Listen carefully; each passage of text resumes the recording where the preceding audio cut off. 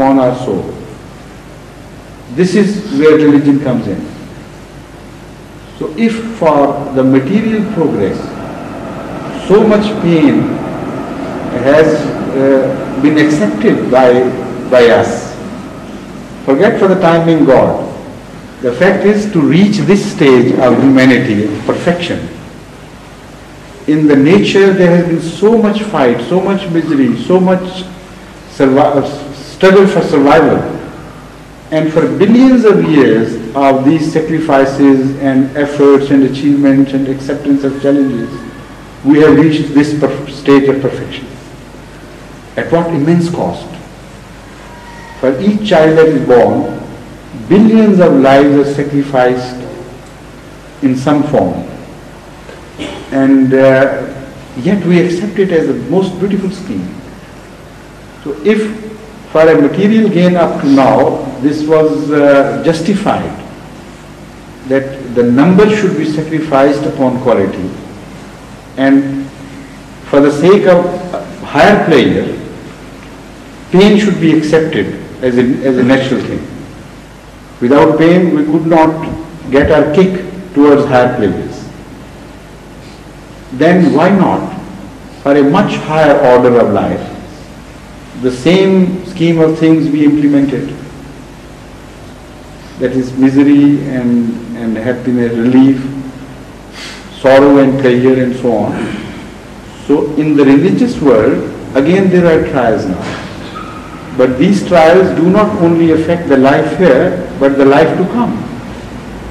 And we mold our future, having gone through this period of trial which is transient. So if at this stage we suffer, Allah tells us that this suffering is just temporary. Ultimately, you will be given as a reward a much more peaceful and lasting life of a higher order. So if sacrifices and pain were justifiable for lower gains, for this much higher gain, it should be accepted with good grace. So if those children who have to suffer through this trial, if they suffer with good grace, accepting Allah's will and submitting to His will, then in fact they would gain that ultimate reward which is promised in the Holy Quran at so many places.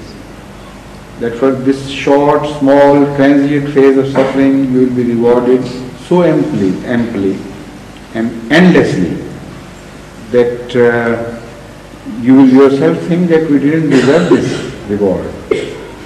This is the religious plan. So if a child accepts this, then that suffering becomes a means of achievement for him, and a great achievement for that matter. If he does not accept it, then that suffering is a constant source of heartburning and nothing more. So only these two courses remain open to us. Either to accept it in good grace and make it a source of ultimate gains which are much more and wider and in their both in their influence over us and in their lasting values. I can't call them eternal because that would be wrong. Each, in my opinion, what you gain after death is not eternal in the sense that there will also be some changes later on. So let's say very long lasting. So those gains which are very long lasting as compared to very short term transient losses, they are a very good bargain. So you have no cause to complain. So this is the plan of things. When you understand it, then there is no doing away with it. And if you still think, or somebody thinks that this could be improved upon, so he should try to improve upon it. This is an open challenge. Change the scheme of Allah's things and try to improve, then you'll understand your shortcoming, and then you'll understand that this is the best. You simply cannot improve on this.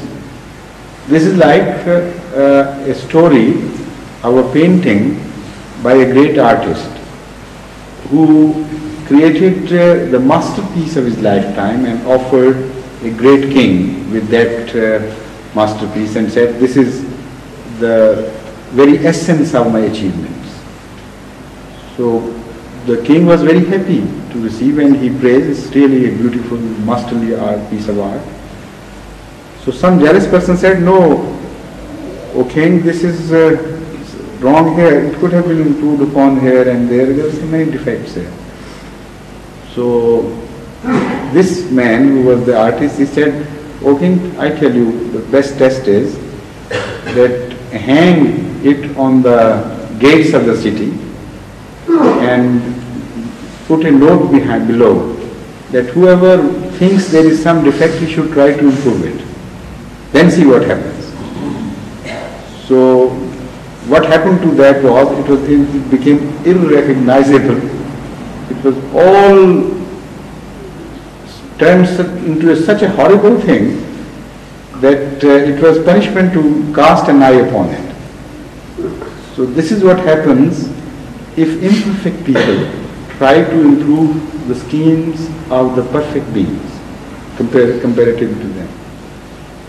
So the best challenge to them is to try their hand, to challenge them to try their hand to improve this scheme as we understand the scheme of Allah's schemes. So it is not correct that Allah has been unjust to some particular boy. This is nature which Allah has created, and that nature has been created for the ultimate benefit of mankind. And some of us must suffer, because otherwise, as a whole, as a mankind, we will not be able to make any progress. This is in a nutshell. So you can't change this scheme. It's impossible. Either it is for you to accept it in good grace and get a reward out of it, or to prolong your heart burning, so it's your choice. Do either of the two. And the final question put by him is this, that how can I know that my father is in peace? Well, you can help him achieve the peace by exercising constraint and discipline and not to fall out of your God.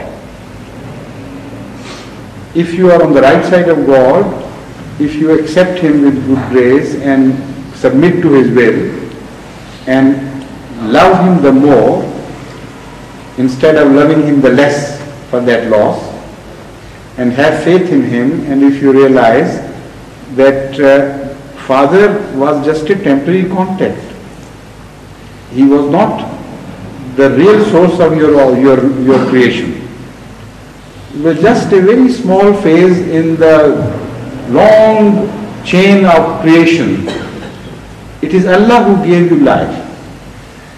So if you love your father so much that you begin to hate Allah for taking him away from you, this will be putting things in completely a disorderly state. Your right to love your father is because he gave you a sort of creation, or he played a sort of part in your creation. But you are forgetting that Allah played a much longer part in your creation, and much more important part as compared to that part which Allah has taken in your creation. Your father's part is just an insignificant dot which should not be observed by naked eye. Look at the billions of years of all the preparation God created the earth and the whole phenomena which we know as physical laws and chemical laws and other things, and provided the mankind with every requirement which he might stand in need of ultimately. Every provision is made to him. And this phenomena of reproduction, it is created by Allah. Any person